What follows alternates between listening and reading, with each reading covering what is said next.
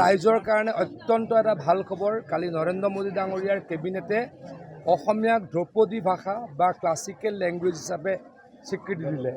Doctor Himanta Biswa Sarma ডাঙৰীয়াই এই ক্ষেত্ৰত যথেষ্ট কাম কৰিছিল। মোদী ডাঙৰীয়াই হিমন্ত বিশ্ব শৰ্মা ডাঙৰীয়াই কৰা কামক স্বীকৃতি দিলে। অসমীয়া ভাষাক কোনোদিনেই যাতে হেৰাই নাযায় তাৰ কাৰণে কেন্দ্ৰীয় চৰকাৰে এটা ডাঙৰ কাম কৰিলে। মই মোদী ডাঙৰীয়াক ধন্যবাদ জ্ঞাপন কৰিছোঁ আৰু ডক্টৰ হিমন্ত বিশ্ব শৰ্মা ডাঙৰীয়াকো ধন্যবাদ জ্ঞাপন কৰিছোঁ। আমাৰ প্ৰাণৰ এই ভাষাটিক বচোৱাৰ বাবে, প্ৰাণৰ ভাষাটিক এই বিৰল স্বীকৃতি দিয়াৰ বাবে। বিহালী উপ নিৰ্বাচনত এবাৰ কংগ্ৰেছে মহিলা পাৰ্টি প্ৰক্ষেপ কৰা মই নাজানো। যোনেই নহওক আমি জিকিম বুলি ভাবিছোঁ। ইয়াতে যথেষ্ট কাম হৈছে। ৰাস্তাৰ অৱস্থা অত্যন্ত ভাল। ৰাস্তাৰ অৱস্থা অত্যন্ত ভাল। ইয়াতে 3খন কলেজ, আজি বেদেতি কলেজ কৰিলোঁ।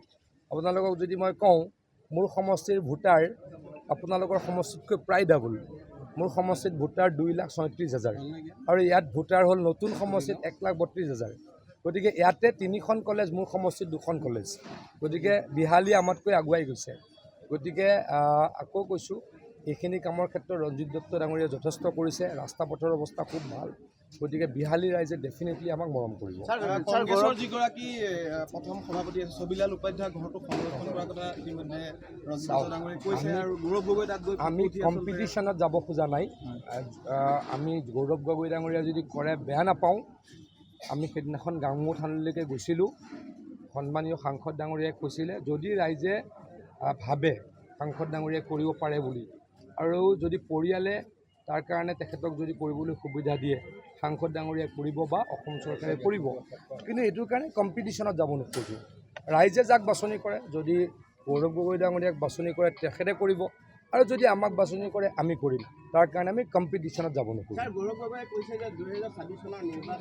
এইটো আকাশত চাং পতা কথা। এইটো আকাশত চাং পতা কথা। 26 চনতো তেখেতলোক হাৰিব। 14 চনৰ পৰা প্ৰত্যেকটো ইলেকশ্যনতে হাৰিছে আৰু 3টা সমষ্টিতহে জিকিছে লোকসভাত। বাকী 11টাততো আমিয়ে জিকিছোঁ। আৰু যদি বিধানসভা হিচাপ কৰি দিয়ে 93টাততো আমিয়ে জিকিছোঁ। গতিকে আমি আকৌ চৰকাৰ বনাম। এই যে ধ্ৰুপদী ভাষা আজি কৰিলোঁ, এই অলপ আগলৈকে 1 ঘণ্টা আগলৈকে, এতিয়া মই নাজানো কংগ্ৰেছে তাৰ স্বীকৃতি দিয়া নাই। কংগ্ৰেছৰ কোনো এজন নেতাই যে অসমীয়া ক্লাছিকেল লেংগুৱেজ হিচাপে স্বীকৃতি দিয়া হ'ল তাৰ কাৰণে আনন্দ প্ৰকাশ কৰা নাই। আজি প্ৰত্যেক পেপাৰত ডাঙৰ ডাঙৰ নিউজ দেখিলোঁ, টিভিত দেখিছোঁ, কংগ্ৰেছৰ কোনো এজন নেতাই শলাগ লোৱা নাই। গতিকে কংগ্ৰেছে অসমীয়াৰ ভাল হোৱাটো নিবিচাৰে। কংগ্ৰেছে অসমীয়া আগুৱাই যোৱাটো নিবিচাৰে। গতিকে ৰাইজেও কংগ্ৰেছক পাহৰিছে। প্ৰিয়ংকা খাৰ্গে আকৌ এক্সত লিখিছে যে চেনিকল কিয় বন্ধ হ'ল বা জাগিৰোড পেপাৰ মিল। মই কালিয়ে কৈছোঁ, আপোনালোকে যদি বেলেঞ্চ শ্বীটবিলাক চাই, চেনিকল আৰু জাগিৰোড পেপাৰ মিল বন্ধ হোৱাৰ যিটো প্ৰথম খুঁটি তাৰ ৰচনা কৰিছিল কংগ্ৰেছে। মই তেতিয়া জাগিৰোড MLA নাছিলোঁ, যদিও মোৰ জাগিৰোডত ঘৰ।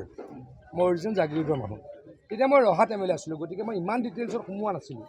তেতিয়া মই জাগিৰোডত ইলেকশ্যন জিকিলোঁ 16 চনত। তেতিয়া মই সোমালোঁ। 11-12 চনৰ পৰাই কাগজ কলটো ধ্বংস হৈছিল। 11-12 চনৰ পৰাই আপোনালোকে অলপ খবৰ ল'লে পাব। RTI মাৰিলেতো ওলাই যাব। তেতিয়া মাৰ্কেটত আছিলে 3,000 টকা, 4,000 টকা কয়লাৰ দাম, আৰু কাগজ কল কৰ্তৃপক্ষই কিনিছিলে 5,500 টকাত। তেতিয়া আপোনালোকে খবৰ ল'লে পাব। মই মুখ খুলিলে বহুত কথা কৈ দিম। তেতিয়া বাঁহৰ দাম আছিলে 2,500 টকা, আৰু ডাঙৰ কোম্পানীবিলাকক দিছিলে 4,500 টকা। কিয়? ডাঙৰ কোম্পানীবিলাকে বোলে আমাৰ সাধাৰণ জাগিৰোডৰ মানুহক দিছিলে